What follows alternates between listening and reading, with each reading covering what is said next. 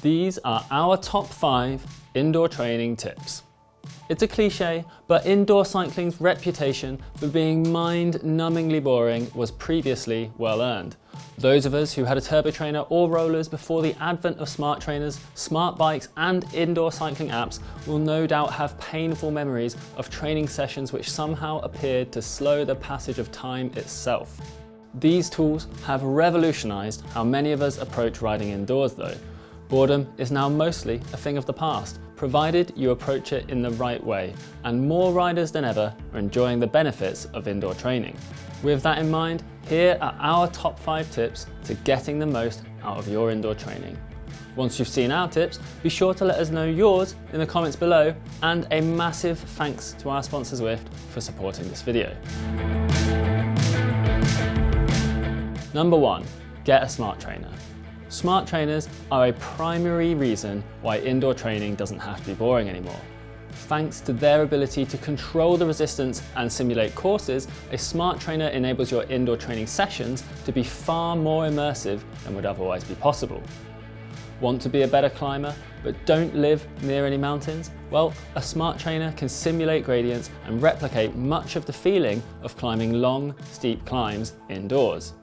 This can be especially helpful if you're training for an event like a Gran Fondo or a Sportive. Although nothing can match the experience of actually being outside in the mountains for real, a smart trainer paired with a virtual cycling app like Zwift comes admirably close. A smart trainer doesn't have to be super expensive either. Yes, you can spend loads if you want to, with top-end options like the Tacx Neo 2T and Wahoo Kickr among the best smart trainers we've ever tested, but budget alternatives like the Tacx Flow Smart offer an affordable entry point into interactive indoor cycling with fewer compromises than you might expect. Number 2, be prepared before you start your session. One of the benefits of indoor cycling is how incredibly time efficient it can be. With no interruptions from traffic, road junctions and the like, it's far easier to maximise the potential of every minute spent on the bike when training indoors. Doing so means being properly prepared before you get on the bike though. Having all of your essential accessories ready and within reach will help you avoid any unnecessary interruptions to your flow. For example, if you're doing a Zwift workout, you don't want to run out of water in the middle of a long interval at FTP. Likewise, if you've joined a virtual group ride or a Zwift race, having to stop to refill a bottle or having to get off the bike because you've forgotten to turn on your fan likely means losing the draft of the group you're in and the end of any hopes of a good result. Here's our list of essential turbo trainer accessories. A fan for cooling. At least one full water bottle, though take 2 if you're not sure how long your session will last, a towel or a set of sweatbands, fully charged wireless headphones, a trainer mat, a table for your phone or smart device, some food or an emergency gel or an energy bar. If we missed anything that you think is essential, be sure to let us know in the comments below. Number 3, have a goal. If you've got all the kit and taken one giant leap into the world of interactive indoor cycling, the next thing to do is formulate some kind of goal or plan for each session. You can have plenty of fun exploring the virtual roads of Watopia, but following a training plan or doing events, group rides or races is, in our experience, even better. There's nothing quite like a competitive edge for allowing you to access the inner depths of your suitcase of courage or a training plan to hold you to account and give you the motivation you need to start a session. And just like in the real world, being sociable and joining a community can massively enrich your experience. Number 4, take a fitness test. If improving your fitness is a goal for you, then setting a personal benchmark to measure yourself against is a key step.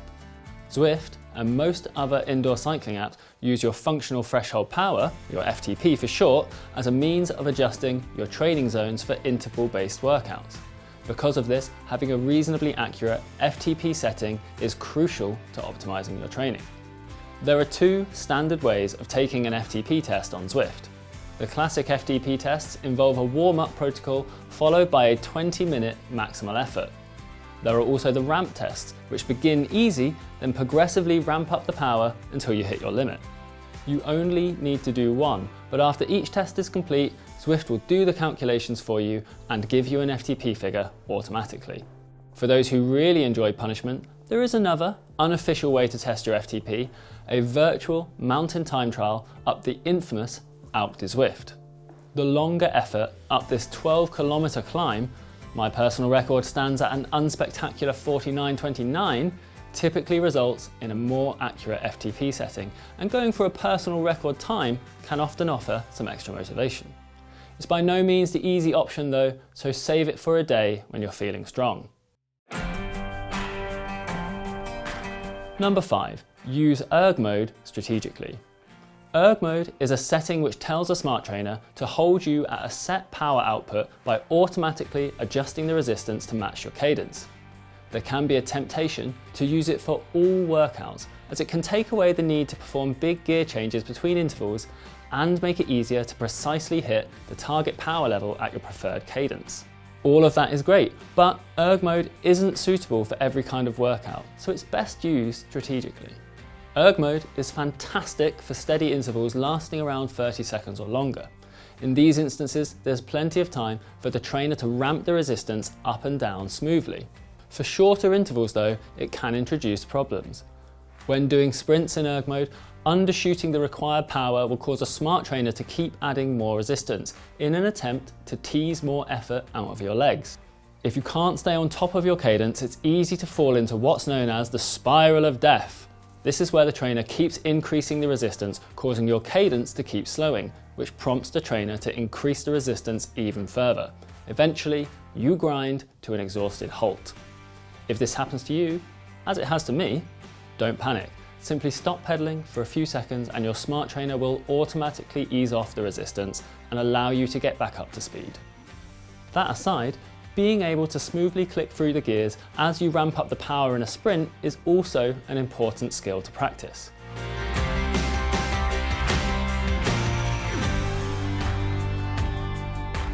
And there you have it, our top 5 indoor training tips. Was there anything we missed? Be sure to let us know your top tips for indoor cycling in the comments below, or simply leave us a comment to tell us how wonderful we are. Thanks again to our sponsor Zwift for making this video happen, and as always, don't forget to give this video a thumbs up if you liked it, subscribe to our channel and click the little bell icon so that every time we upload a new video, you'll get a notification.